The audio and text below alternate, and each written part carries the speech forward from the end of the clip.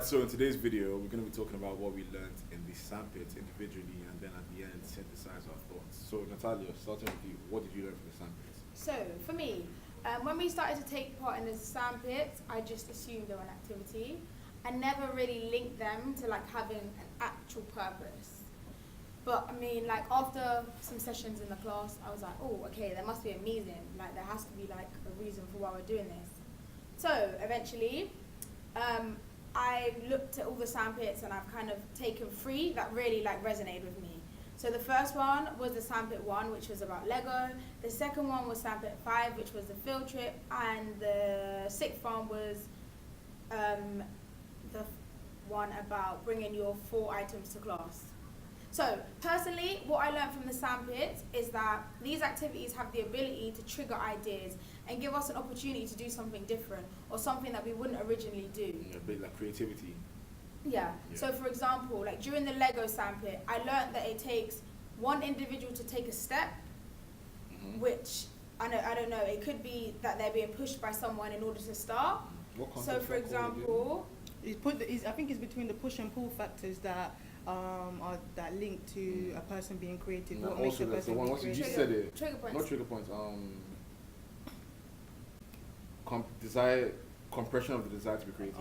Oh yeah. Yeah, compression of the desire to be creative. Correct. So yeah, so this basing it around like me, my experience, I would say like from sandpit 1 with a little bit of encouragement from Abdul, I was able to like take a step, take what's out of the box, and I see it in the same way as like this has basically taught me that in a real life situation there's no turning back. So once you take a step, you're going to move forward, whether it ends positively or negatively.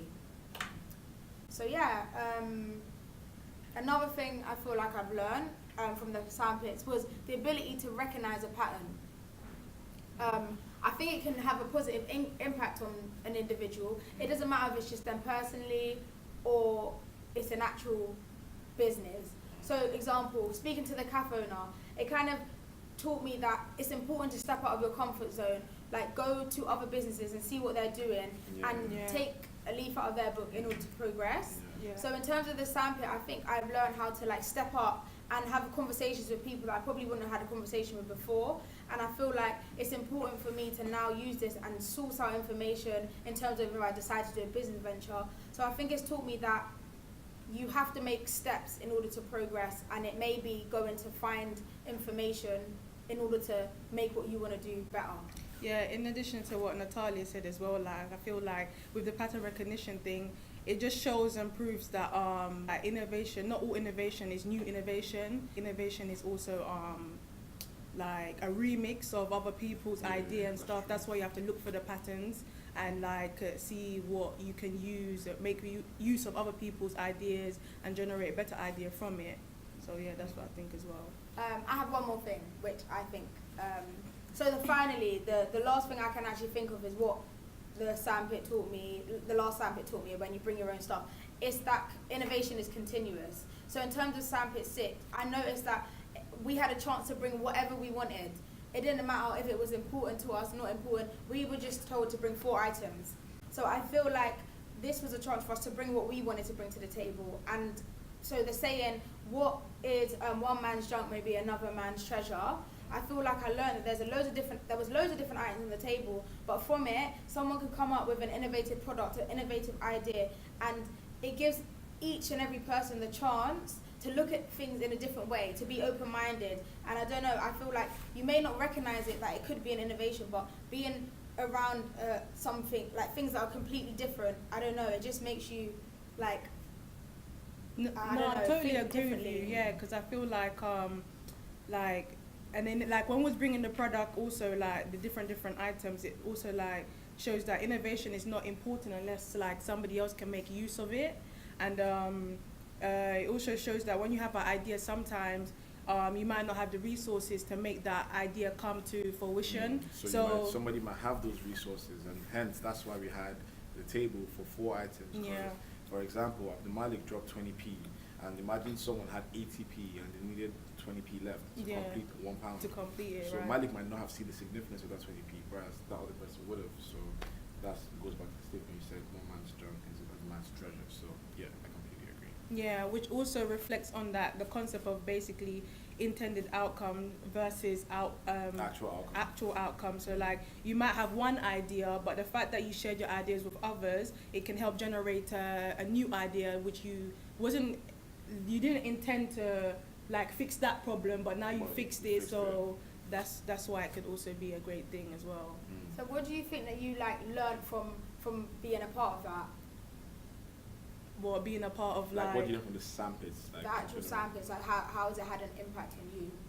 I just feel like it's just helped me to like step out of my comfort zone and made me like know how to make use of different resources in order to help my creativity expand further.